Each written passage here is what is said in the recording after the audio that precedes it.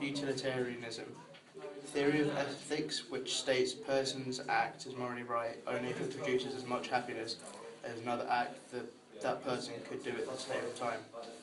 Jeremy Bentham. The hedonic calculus.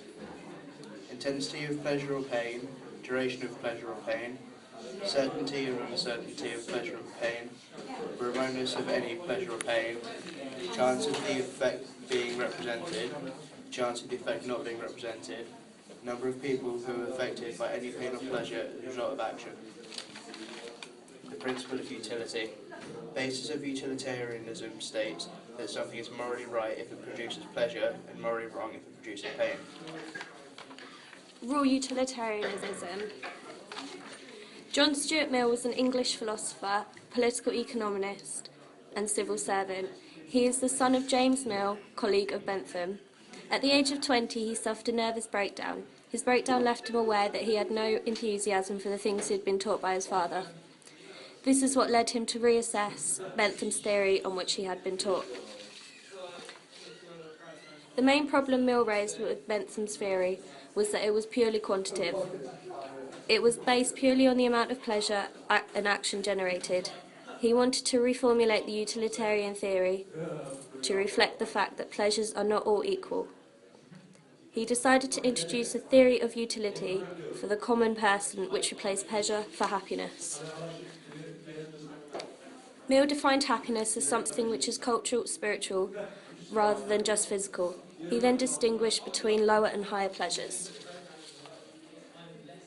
The pleasures of the mind are far better than that of the body. Mill identifies pleasures of the mind or intellectual pleasures as higher pleasures, and pleasures of the body or physical pleasures as lower pleasures. He quoted, "It is better to be a human dissatisfied than a pig satisfied. Better to be Socrates dissatisfied than a fool satisfied." Raw utilitarianism enables us to establish rules which will promote the happiness of humanity. Strong utilitarianism believes that these derived rules should never be disobeyed. Weak utilitarianism says although there should be generally accepted rules or guidelines, there should not always be adhered to indefinitely. There may be situations where the better consequences might be achieved by disregarding the rule.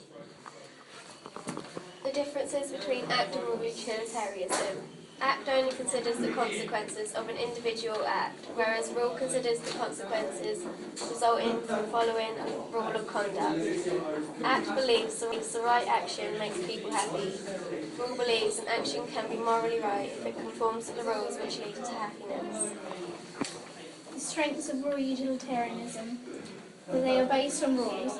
For example, torture is never okay, even if it saves more people. The weaknesses are that it follows strict rules, although rule breaking may be more satisfying than following them. The strengths of ACT utilitarianism are that it focuses on the best possible consequence, focuses on the greatest happiness for the greatest number of people, and rules must change for each circumstance.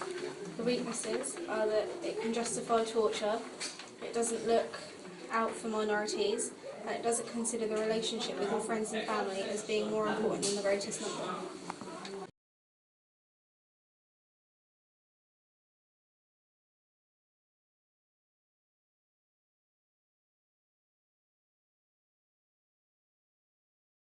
Utilitarianism says although there should be generally accepted rules,